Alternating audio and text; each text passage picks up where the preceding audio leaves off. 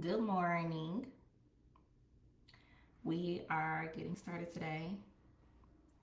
And just want to say again, good morning. We are getting started today with the art of surrender, how to let things unfold without losing vision. And I know y'all, I always say I'm so excited to bring this forward, but each topic is hitting on a different point in our spiritual journey, and it hits on a different part where how we can be more impactful in the work that we do. And I think that this is such an important topic because the other day I was looking through the group and people were talking about how letting go is challenging. And I think that letting go is challenging as well because as women in leadership, as ambitious women, we tend to think that letting go is giving up. And so I want to clear that up right now. And I also think like as women in leadership, we feel that success is tied to control because that is how we were conditioned to believe. But that is what keeps us exhausted. That is what keeps us burnt out. And the whole point in this is to experience more balance, more harmony, and more flow into your life. So if this resonates with you, then stay with me to the end because I will be sharing with you some points on how to keep the vision without feeling like you are giving up. So if you want to go deeper, I'll share that with you at the end of the live. And I just feel like when you master this art of surrendering, you stop burning out from over controlling things, from overthinking things, and you unlock more creativity and magnetism and just flow into your leadership culture, environment, and your life. And you can pave the way for others to do that as well. So, like I was saying before, I feel like many ambitious women struggle with surrender because we are taught to always have things figured out, always control things, and it ends up making it gives us this false sense of control that we really don't have. And I was listening to this one lady, Jeannie, I don't remember her last name, but my friend put me onto her and she was like, we really don't have that much control in life because life can just snuff us out at any moment. And I just thought that was funny. Like, when we really be honest with ourselves, and in spirituality we supposed to come, they say that we're supposed to come to this childlike nature. Like a child knows that it cannot do things. It's like, okay, you do this for me. So when we can come to that place within ourselves, that childlike innocence, and accept the fact that we don't know more than we think we do, then we tap into this whole flow of life that is ready and willing to bless us. So we are actually limiting ourselves by holding on to what we perceive how things should go and how it should unravel and what the outcome should be, right? So, and I know it's challenging and it's nerve wracking. That's why it's good to have somebody in your corner who understands the process. That's why it's good to also be around like-minded people who understands the process, because then you can feel more confident in doing something that you've never done so that you can get results that you've never gotten, but also with less effort on your part. That reality is possible and it is a legitimate reality. I've been living that. And I have an experience before we get into this real quick that I had yesterday, and I met this person that I I had this idea of like, okay, I want to be able to help people, but I also want to, as I'm stepping back into the coaching realm, I want to be able to have a hybrid. Like I do like being an employee, and I also like having my business. When I first launched my business last 4 years ago, I was extremely burnt out. I'm not gonna say extremely burnt out, but I had a lot of anxiety. I will say I had a lot of anxiety, And I feel like running a business is a marathon, not a race. And so I focused on a different aspect of my business for these past 4 years, but I wasn't focused on the coaching aspect, right? So now that I'm getting back into the coaching aspect, I'm like, okay, well, I want something that allows me the flexibility to parent my child, that also honors my me being a parent and me having a business, while also bringing in like consistent income that I know of at the moment. Just because I'm really launching back into this space, and this job will be very temporary, very temporary. Um, and I may not even need it, right? But I thought about. I mean, I ended up meeting this person yesterday, and we were talking about Abraham Hicks. We were talking about tuned in, tapped in, turned on, synchronicities, affirmations, and it just lets me know that you most definitely can create. And I already know this, right? We already know this, but I also talk about how when you're at this point, you are, it's also time to level up, right? So it's always time to level up. It's always that next step. So I just feel like I'm in that next step. And sometimes that next step is always expanding you, getting you out of your comfort zone. And I met the person and I couldn't believe he was like, you know what? I'm going to work my magic. I'm going to get you in here. Are you also open to a different position? And I'm like, yes. And so a lot of the times we can get like nervous along the path or doubtful along the path. But there are things that I didn't work harder at all. But there are things that come along our path to give us affirmations. And I experienced that recently, and confirmations that you are on the path, everything is happening the way that it should. And I continued on doing what I was doing, like surrendering. I continued to do that. I continued to call in and honor what it is that I want by saying no to the things that I don't want. And sometimes that can be scary. You know, when you are moving to that next level, it's going to give you experiences that are unfamiliar to you in that new territory. Like, I know that you have to say no in order to get your yes. I know that you have to stick with the vision and things like that, even though it may look like another thing.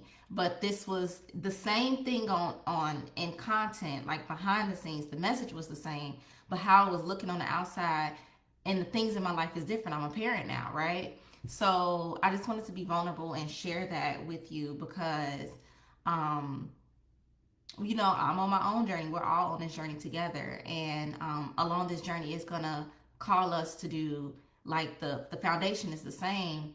The Yeah, the foundation, I can't, like, the principles are the same, but the experiences that you have will challenge you that much more, right? So um let's get into it, and I'm gonna explain a little bit more as I go along. And so the first thing I want to talk about is like the paradox and letting go. So um we think about letting go as giving up, right? And when you let go of the outcome, you're not thinking about the vision, right? So, for example, it's like you have your affirmations, you journaled, you do your meditation, right? You visualize. But then when the experience comes up, or when it's time, when you've done everything that you needed to do in your day, in your meditation, you want to be able to let go of everything outside of you. So in your meditation, you want to be able to not even think about anything that has to do with the world. You want to focus on your breath, focus on what you feel in your body, focus on letting go of the train of thoughts in your mind. That doesn't mean that you have forgotten about the vision itself. When you're going about your day, still make intentional decisions. Still continue to do what it is that you need to do. So, for example, there was, before I got into working at the yoga studio as a studio director, I knew I wanted to be a studio. I knew I wanted to be a manager at the studio, right? I was a teacher at first. So I have my business. I don't know if at the time I was taking clients at the time, but I applied to be in this job. I wanted to be, I think at the time it was like a teacher, a lead teacher and a yoga instructor. So I wanted to, no, it was a lead teacher and assistant manager. So they said I could bring you on as a teacher. And so I came on as a teacher. And then I still needed to get some money, right? So I decided to apply to other jobs. But does that mean I took out the vision of being in a management position at this yoga studio? No, right? But I still have to do other things that is not a part of what I thought I saw how it will unfold, right? I thought I was going to go in there for the interview. I was going to interview strong. They were like, yeah, you can be a teacher. Or yeah, we'll give you the lead teacher and assistant manager role. But they didn't. And sometimes when things happen the way that we don't expect them to happen, we tend to think that it may not happen. And I think that that is very natural because of how we're conditioned. We have more of a habit of believing in the doubt than we do in believing in succeeding, especially when things don't look that way outside of you. Because it kind of makes you feel crazy. It makes you feel crazy like, why am I believing in something that's not even there at the moment? That's not, that I can't even see at the moment. So am I delusional? Like, it gives you this thought, right? But the thing is, when we let it go and we know that we are doing what we can do and we know that we are showing up behind closed doors and then taking what we have learned and what we have cultivated behind closed doors, bringing it out into the world, then when we have that confidence, you just know that things are going to come to you and you release the timing. That is why I think it is so important for us to have a consistent spiritual practice, because when you have that practice, that means that you are going to what is consistent. You are going to what is consistent in supporting you. You are going into what's consistent in loving you. You are going into what's consistent in bringing you peace of mind. You are going into and tapping into what is consistent with harmony and flow. And so when you step out into the world and step out of your door, you are prepared for whatever that is that life brings to you, because you have something that you go to fill your cup. The external world is not filling your cup. It's not supposed to. The jobs, the goals, the cars, your children, family, friends are not here to fill your cup. Spirit is meant to fill your cup. And that practice is done consistently when no one else is looking. And then you bring that energy into the world. And then it reflects that energy back to you. And then that cycle continues. And so when you are having that consistent practice, you know things are going to come to you that are meant to come to you when they are meant to come to you. And this is what we are here to experience, right?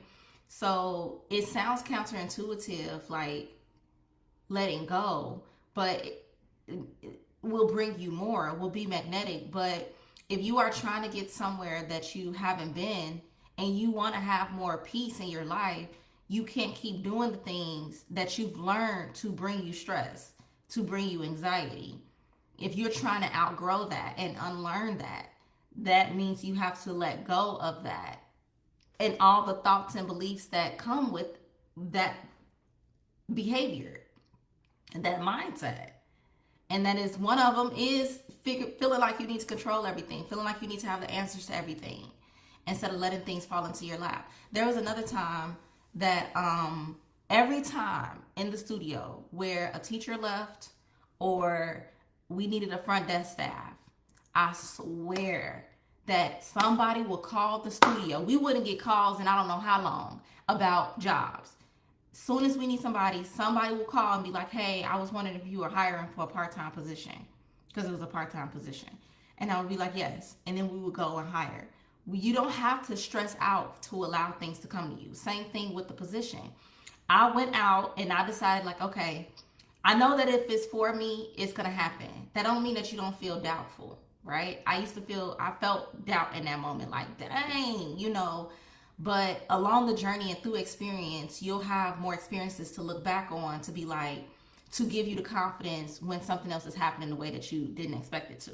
So many things has happened to me in my past and along my journey, that when things happen that I don't expect it to, I don't have as much doubt as I used to have. I'll say that. I have more confidence than I used to have. I have more trust than I used to have. I have more faith than I used to have. And so I went along, and I'm like, I'm going to continue to teach here. You never know where me teaching here will get me, right? But for the time being, I need a more consistent position. So I decided to be a sales specialist at Core Power. Sales specialist for a while, maybe like 2 months, right?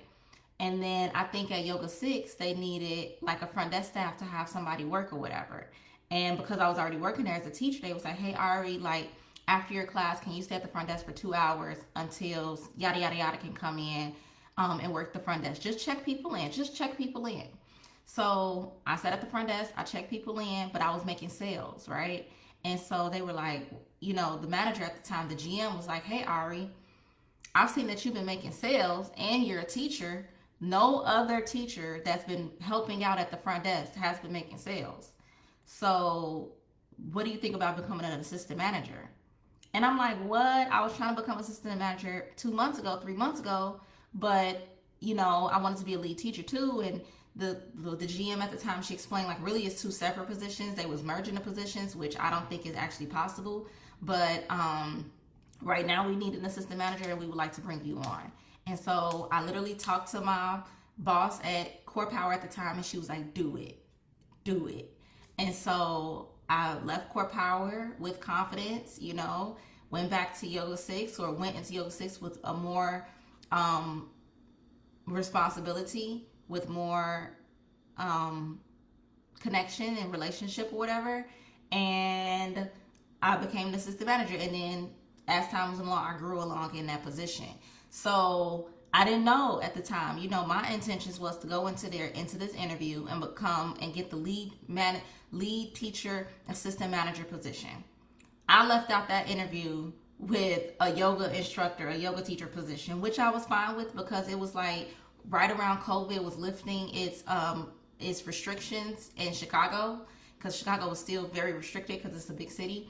And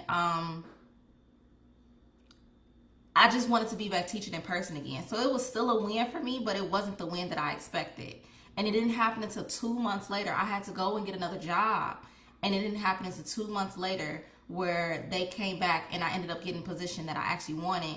And then I realized I didn't even really want the lead teacher position once I was there, and I realized what the lead teacher does. And I was like, oh, I really don't think I want that position. And then right before, or literally like years later, I ended up becoming like, me and the owner was just talking. It was just me and the owner. And I just look back like, wow, at the time, I'm the owner's right-hand man. And this far surpassed what I even thought or what I even went into it for. So I just want to share that story with y'all, because I went into it with one thing. I didn't get that. I kind of got less than that initially. But then over time, I got more than what I had even expected being in that relationship with that business. So, and that came from me still holding the vision. Like, I still showed up. I didn't say, oh, because y'all not giving me the yoga, the position that I want, I'm going to just stop, I'm not going to even work here.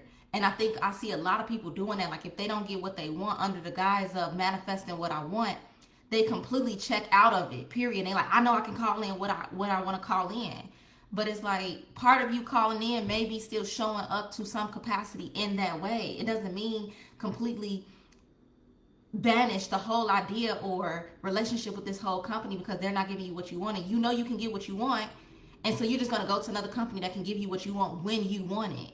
That's not what this is. That's not surrender, and you're going to keep getting that same lesson. And let's say you do end up getting the position that you want when you want it, then it may not even be with the people that you wanted to be with. It may not come with the support that you wanted to come with. So it's you still may not end up getting what you wanted, and so I hope that we can shift that perspective when we are manifesting things, and when we are manifesting things, that surrender along the path is a part of the process, and staying in something to some kind of capacity may be needed. That doesn't lower your value. I think sometimes we think that I'm accepting this less than what I thought means that I'm not honoring my worth or my value. And that's not true. You may need to experience something else for the time being before you can get whatever it is that you need to get.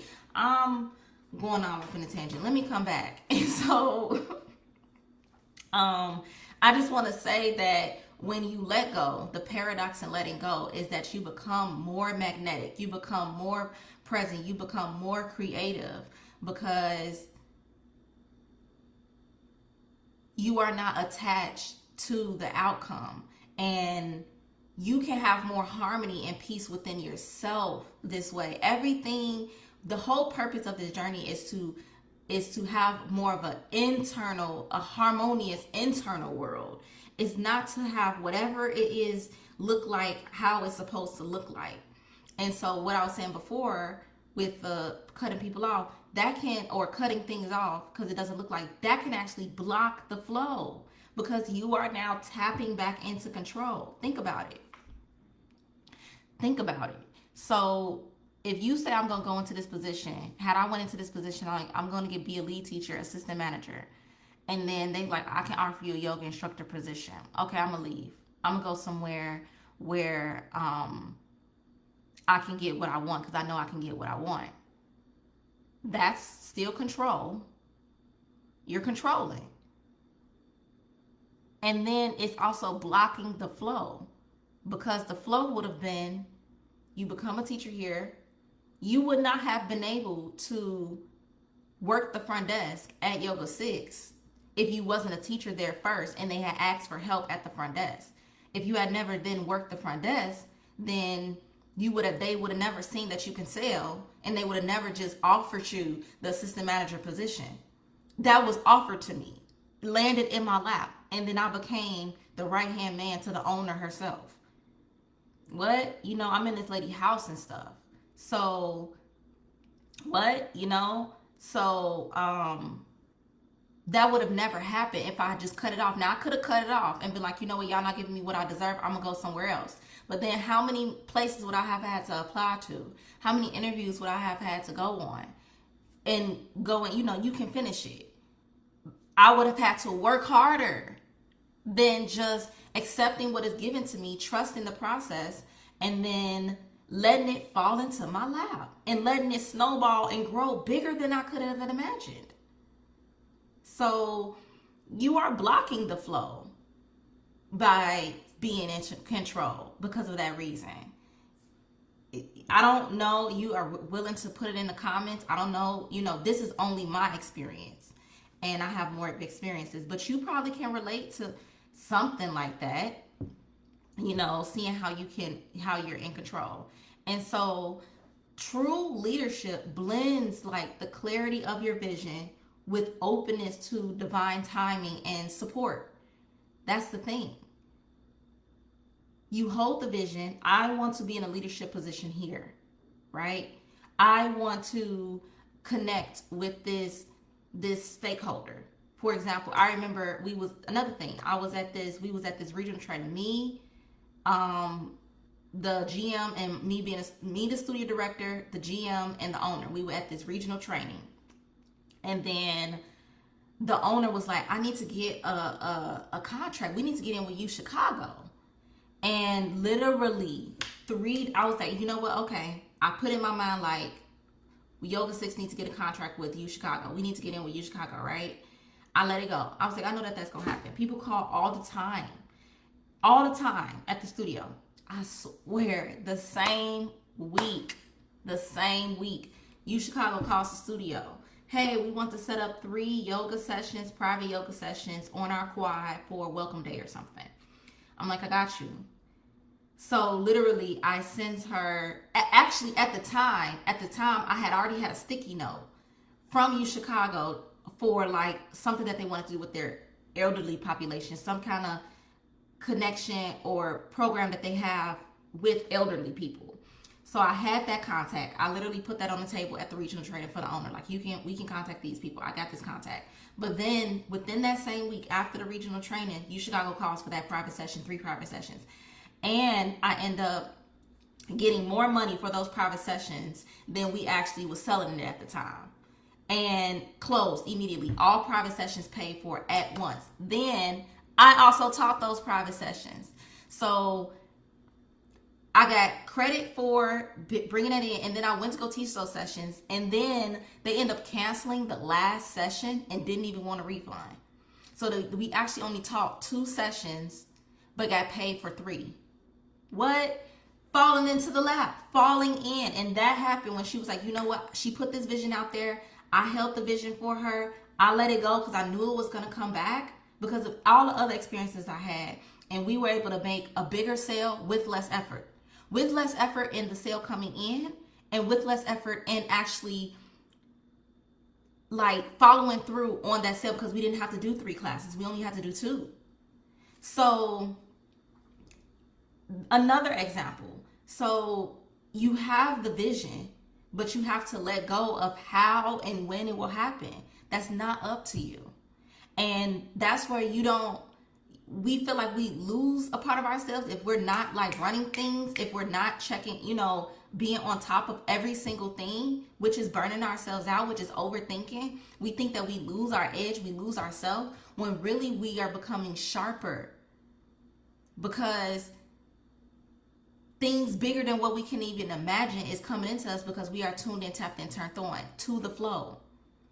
So when you aren't weighed down by control, less effort is needed from you to call it in and to even fulfill the promise throughout the process. Why wouldn't you want that? You are creating more for yourself by trying to control everything. So that's the thing, leaders who inspire, they don't micromanage. They trust their team. That's another thing. I was listening to this. I already knew this within myself, right? But I was listening to this Alan Watts talk on YouTube. I like to listen to these things like we all do, right? And it was saying that people that are tapped into life, they trust life. They trust so many different things. So, and we aren't taught this. My own mom was like, you trust too much or whatever. But it's like, I'm not here to do everything. I want to be able to pay people to exercise their expertise. I don't want to do everything.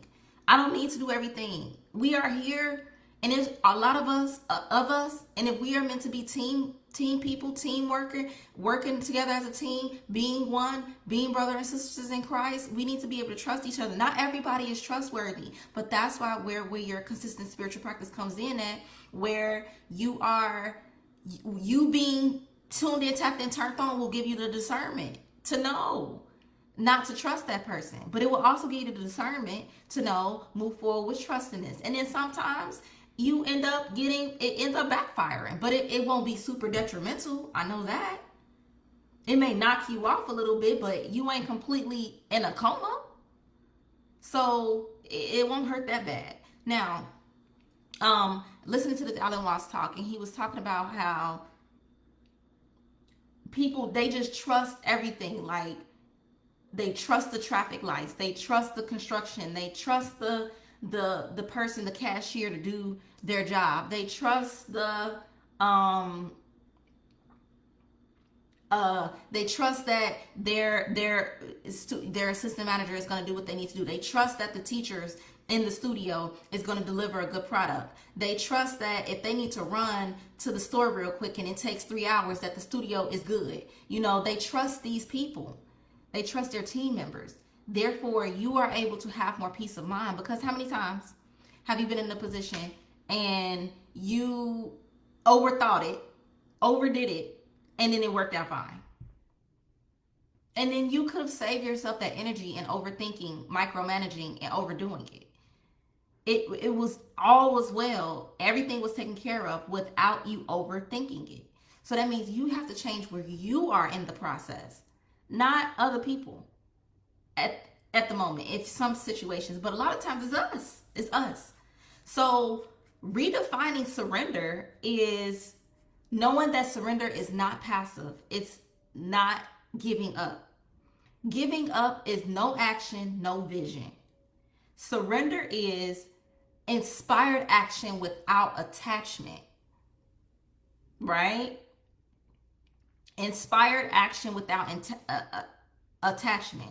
So I still took an inspired action by going out and still looking for a job, even though I wanted the management position at the studio. I went somewhere else to give me a job, money. And at the time, it gave me sales experience. I was a sales specialist. So then I could take all of those learnings and bring it back to Yoga 6, which is what I did, which made me even more powerful. So it wasn't even a detour. It was exactly where I needed to go to hone in my skills to be even more powerful with where I was really needed for long term. That's that thing where we're like, you know, we need certain experiences to be able to sustain what we want, right? So we have to trust the process in that sense. So inspire action. Hold the vision, release the how, release the time, still continue to chop wood and do your laundry. That's this I forget what is this spiritual, I forget what it's called, but it's chop wood, do laundry. Before awakening, chop wood, do laundry. After awakening, chop wood, do laundry. So still do the things that you need to do to survive, to make it. That does not mean that you are forgetting about what you want to do, where you're trying to go. All right? If you have any questions, let me know. And then, so the practical tools, hold on, y'all. I ain't even got no more water. Did I drink all my water?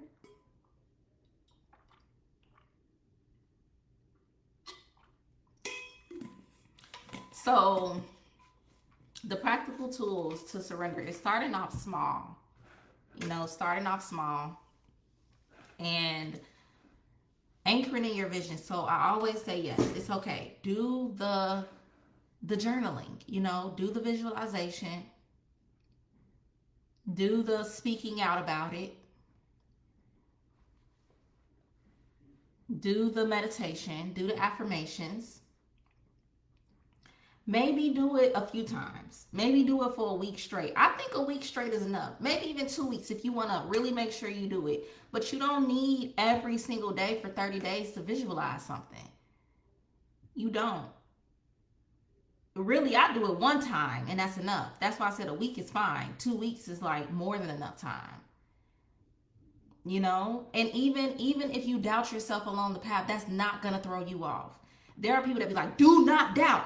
Do not think about this. That's not true. I am very good at manifesting. And sometimes I still have doubt in my mind. I just don't feed into it consistently. It crosses my mind. I let it come in and go out. I may entertain it a little bit. Okay, go out. But if you aren't feeding it all day, every day, the doubt, it will not manifest. It's not going to deter you. I used to be scared to think negative thoughts because it's like what you think you put out there. I mean, yes, but if you aren't thinking about it all day, every day, then no, it's not going to be put out there. If you aren't just laying in your bed not doing anything, if you aren't doing that, it's not going to affect it. If like, yes, that's dwelling in it though. If your doubt is creating you to just be in the bed all day, every day, not doing anything, not taking inspired action, then yeah, you're not, it's going to manifest. The negative is going to manifest. But let's say you take one day to be down. That's not going to throw you off. That's not going to throw you off. So journal, do the visual, do all that, right? For a week or two. You don't have to do it that long. You can do it one time. That's enough. and express your gratitude. I express gratitude every day. That is one thing I do every day. So do that and check in with yourself regularly, like throughout the day. Like I said, like I noticed that I had doubtful thoughts. That's being human. That's learning along your journey. But checking in with yourself and being aware allows you to at least reflect and see whether or not you're feeding the doubtful thought, the negative thoughts. And it gives you the ability to let the thought go and gently redirect yourself to thinking more highly of the situation, thinking of the possibilities more than and the opportunities more than not. And then that's where meditation comes in at. When you're having when it was one of them days where you was in the bed all day, or you just was like you just kept thinking doubtful things, your meditation is your break state. And then you can be like, oh, let me just let it all go. I know today I didn't show up the way I thought I wanted to, but let me take this moment to just let everything go from today, give myself grace, let go of the judgments I have of other things and other people and me, and let me just be here. Let me just breathe through this. Let me just feel into my body. Let me smell the smells. Let me express gratitude for my shelter, my home, my job, my whatever, my children, my spouse, my family, whatever, my team. And let me just be here and breathe and just give myself a break and take some deep breaths and calm down. That is the beauty of a consistent spiritual practice. It balances out our humanity and getting so wrapped up in being identified with our humanity and tapping us back into our spirituality, our spiritual nature, our spiritual identity. And then practice these micro surrenders throughout the day. So in traffic, while you're in line, I still have to do this because surrender is not just a thing, right? We're not here to, and I always teach, we're not here to just make spirituality or make your spiritual practice be something you do on the side when you do a meditation, when you do journaling, when you do visualization, outside of at work. No, outside of going to the grocery store, outside of getting your oil changed, outside of doing your laundry. No, it's a part of all of that, right? So when you're standing in line, you go on your lunch break, and you're standing in line and you're like, man, I got 45 minutes before this next meeting. You go to this place and it's a long line and you're like, oh my God. That's the moment where you're like, let me just trust. Let me just stand in line. Let me just accept. I thought I would have 30 minutes to eat, but now I only got 15 minutes to eat. You never know what may happen. Somebody else may get so frustrated that they leave. Now you next. Or now you have 3 less people in front of you because they just couldn't take it that they left. That works out. But what if you had left and you went somewhere else? Now you still in line. You know what I'm saying? Like, you don't know what letting go will open up for you. But that's the scary part, right? Because we don't know. We have to be okay with not knowing. And the thing is, we don't be knowing a lot more than we think we do. So we have to get okay with it. It's inevitable. It's inevitable. So yeah. And then once again, like when you master this place of surrender, imagine leading your team, your family, and your goals with clarity and vision. Without the constant pressure of forcing results, grinding to success. That's the freedom that surrender creates for you. Right? So if you're ready to stop scrambling, and start moving with grounded confidence, then put your email in the comment section below. I'll add you to my email list. I will be launching the self-love prescription program next month, y'all. Oh my gosh. I'm so excited because I just remember the experiences that my clients were receiving. And this program is going to be so much more transformational in helping you experience more peace, more love, more flow, leading your team while holding the vision and being grounded throughout the process, being confident, being more emotionally regulated, handling the curveballs with wisdom, with grace, with flow, with ease. And you're not thrown off that often. And if you are thrown off, you're not there long. Put your email in the comment section below so that you get first dibs on the self-love prescription program. All right. And yeah, I'll be launching it next month. Next month, October 15th at 12 p.m. Central Standard Time, I'll be having a live masterclass. And so put that in your calendar. 12 p.m. Central Standard Time, October 15th. It is a Wednesday. I'll be going live, how to establish a consistent spiritual practice so that you can relieve your stress and anxiety even with a busy schedule. So I'll tell you how to establish a consistent spiritual practice, how to do that so that you can leave with confidence and knowing how to be tuned in, tapped in, turned on a consistent basis so that you can leave from a place of flow, ease, and alignment at all times, right? All right. So put your email below. I'll catch you next Wednesday. And let me know if you have any comments. I'll be in the comment section if you're here on the replay. I'll be in the comment section, and I'll see you next Wednesday. Love you guys.